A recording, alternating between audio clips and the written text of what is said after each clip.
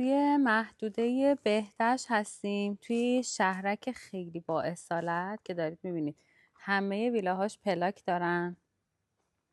اونم نگهبانیه و این ویلای خیلی جذاب رو میخوام بهتون نشون بدم.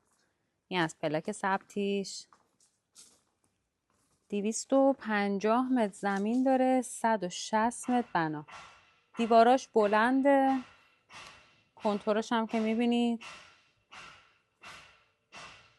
هر 3 کنتور رو داره. کنتور گازش هم پیدا نمی کنم. آها اوناش. اینم کنتور گازش.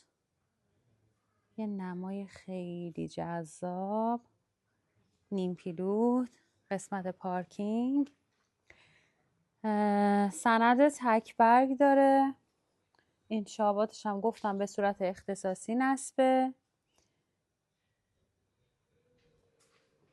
و مبلم هست.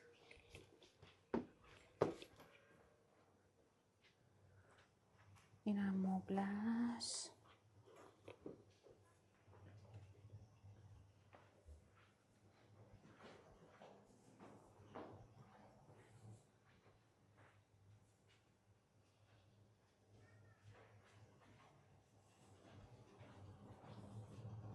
یکی از خوابا، یه سرویسش و هم خواب دوم.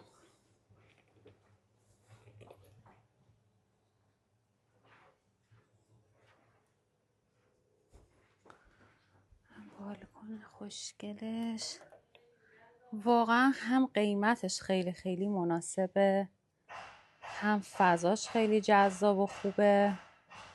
شهرک قدیمی با اصالت. عددش هم کامنت بذارید، من حتما بهتون جواب میدم.